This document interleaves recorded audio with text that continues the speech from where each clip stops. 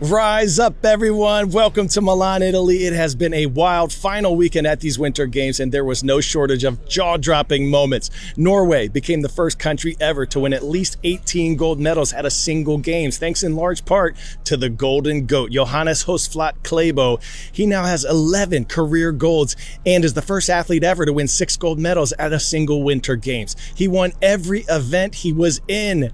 And in hockey, an incredible ending for Team USA, both the men's and women's squads facing off against Canada in the finals, with the women coming through from a thrilling come-from-behind overtime finish, and the U.S. men's team striking gold as well. It's their first gold medal in 46 years, the famed Miracle on Ice upset win against the Soviet Union in 1980. But one of the biggest moments of this year's Games, a gold medal for 20-year-old American Alyssa Liu. Her electric free skate propelled her to the top of the podium, making her the first American woman figure skater in 2 decades to win an individual medal of any kind. I had the chance to sit down with Miss Alyssa following the positively stunning performance to see how it's all sinking in.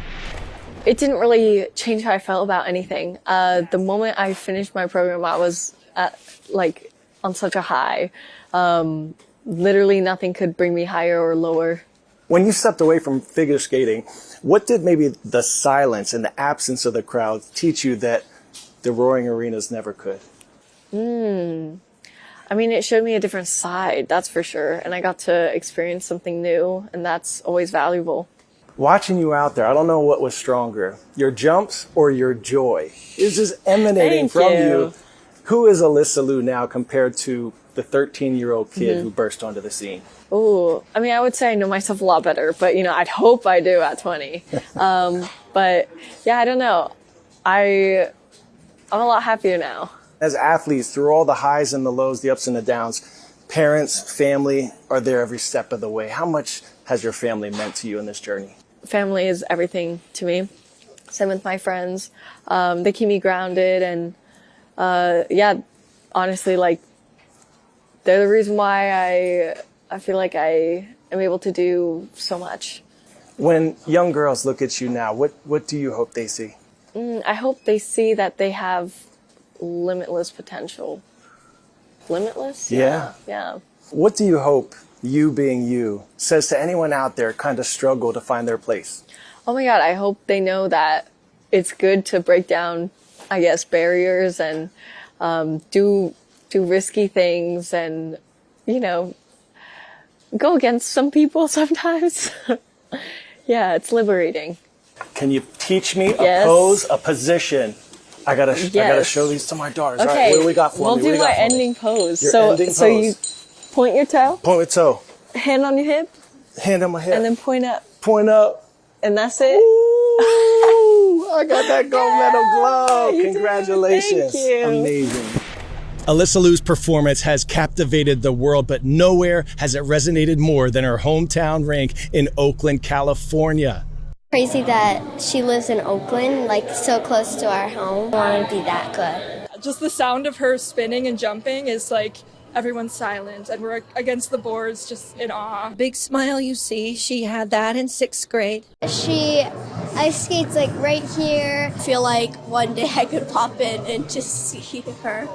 Next up, NASA's first manned moon mission in more than half a century appears to have hit a snag. The agency says they have identified an issue with the Artemis 2 rocket that could prevent it from taking off during next month's planned launch window. The issue, which concerns helium flow to the propulsion system, will require them to roll the towering rocket back to the vehicle assembly building from its launch pad. And that's no small feat. Teams of engineers and scientists are actively reviewing the data in hopes of preserving an April launch window. The Artemis 2 mission is slated to be the deepest human space flight ever. 4 astronauts will travel around the moon and back in preparation for the 2028 Artemis 3 mission, when NASA plans to return astronauts to the lunar surface for the first time since 1972.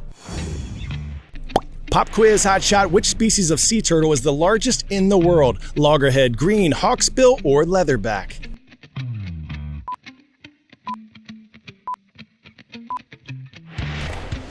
If you said leatherback, you are turtly awesome. Leatherback turtles can grow to nearly 1,000 pounds. They're named for their soft, rubbery skin and are the only turtle that lacks a shell and scales. Shello!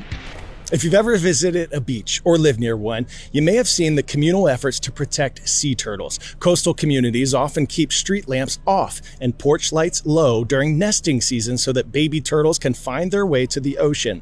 Well, a new study out of the UK suggests that turtles' food sources may be a more dire problem. Our Allison Chinchar explains.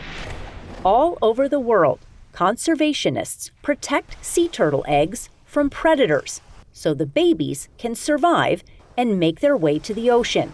But a new long-term study of loggerhead sea turtles found that climate change is presenting new challenges to their survival. For 17 years, researchers have been tracking individual female loggerhead sea turtles in Cape Verde, home to one of the world's largest loggerhead nesting populations. They found that the warming oceans are causing the turtles to nest earlier and produce fewer eggs. Fitra Nugra of London's Queen Mary University is part of that team. So climate change has influenced the nesting timing of the populations and also the internesting interval within a season. The increasing temperatures may speed up egg development inside the body, thus shortening the successive clutches. A clutch is a nest of sea turtle eggs, and a female turtle lays multiple clutches throughout a typical season, with 10 or more days in between. The earlier arrival of the Cape Verde turtles and shorter time in between clutches tells researchers they have adapted to the warming ocean. But Nugra says after a deeper look, a troubling issue emerged. But when we follow individual turtles, complex picture emerge, and that tells us that something is happening in the oceans, and it is beyond the temperature. It is the ocean productivity that matters to all of this. The researchers started looking at sea turtle feeding grounds for answers and found a declining trend of chlorophyll in plants and algae over many years. They found that re-nesting intervals lengthened from about 2 years to 4 years over the course of their study. When the turtles did return, they laid fewer clutches and fewer eggs per nest. Cape Verde hosts tens of thousands of nesting female turtles each year, and Nugra says the future of the species depends on safeguarding their feeding habitats rather than just beach protection.